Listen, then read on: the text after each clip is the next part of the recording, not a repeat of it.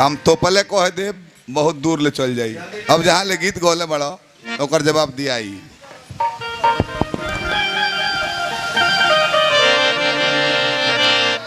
कौन गाना गौलर रहे ओकर जवाब लिखल रहो।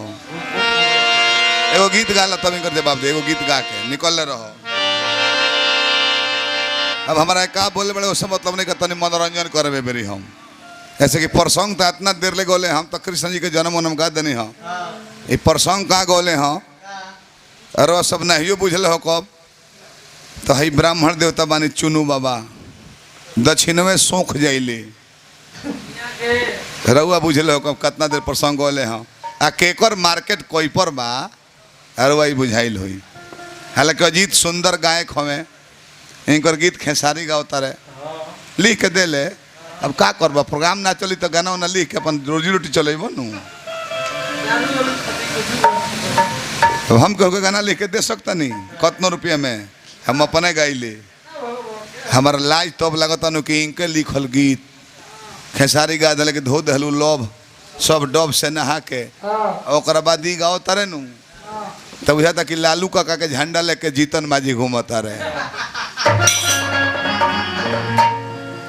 लालू का गीत गौला हो जबकि देखी हम बात छुपाई लेना हम वोट देवे दीपक भैया के ना आई।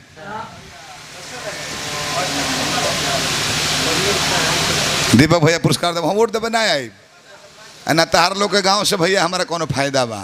हमारा फायदा का बा दीपक भैया बोला बोले बाकी हमारा एगो बात पर बड़ी ऑब्जेक्शन होता केहू बुरा मत मानी हिंदू मुस्लिम केहू ना हम जौन हकीकत बात बहु कहता नहीं 1700 घर अहिर के वोट बाई जा बानू आ 700 घर मुसलमान के आ मुसलमाने भाई केहू वार्ड में जीतल बड़े नू। अब तार लोग के कितना बड़पन कहल जाओ जादव जी लोग तार लोग के गोल लागले कि गोल लगवा ले बोलो अपने मने तार लोग के बड़पन कतना बा। अब हमें फेरे बानी दीपक भैया कि जब कि तू जानता रह कि तारा पद से कोनो फायदा नहीं है हक काती लड़े लो पद से जितना लोग कमाला तहारा उठी खर्चा बहुत ना। अब हम ये समस्या में पड़ल बने कि 1700 700 आ तबो 700 लाई तो नीतीशवा के दशा हो गई बा।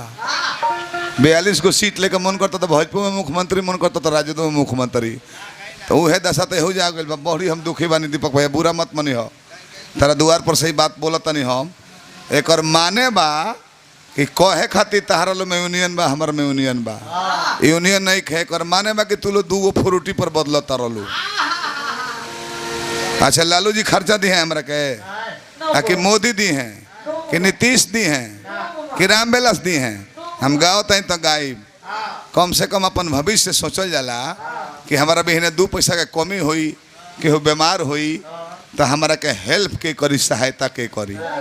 हम तो सुन के बेचैन बने एगो लड़का बतौले हमरा के मायरवा के जा के ना मायरवा के भाजी 1700 वोट बा एक पार्टी के 700 जबकि वो लोग सुनत हो तो वो लोग के बाउरे लगे माइक लागल बनू तो बाउर ला के का करब हमार तू बाउरे ला के का करब पहले तो बोलावत ना रह के बोलावल छोड़ देब।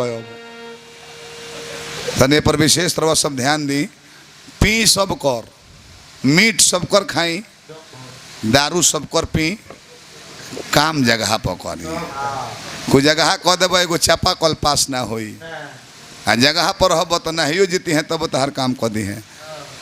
हम आज बड़ी दुखी बनी बात के लेके हम अगरबत्ती बरल नहीं हम बुता गई हरुआ सबके देखावे खातिर सब कितना दिल से इनकर हेल्प करता नहीं कि 1700 वोट वाला हार जाता रहे 7 साल बन जाता रहे भाई कारण का भाई ए पर तनी आगे से विशेष ध्यान देवे के बार सबके हरुआ के खर्ची केहू ना दी समैया पर काम आवे ने तो खेत में धान ना बोबो तो चाउर खइब जगह पर रहे के बा जगह से कुछ जगह जइब तो बहुत जल्दी अफगानिस्तान का राज्य हो जाई।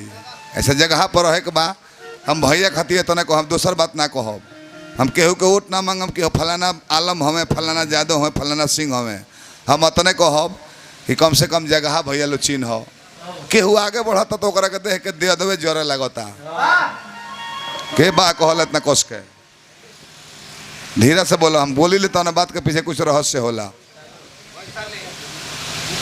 दीपक भैया के नाम पर पुरस्कार आयल बा हार्दिक प्रणाम बा।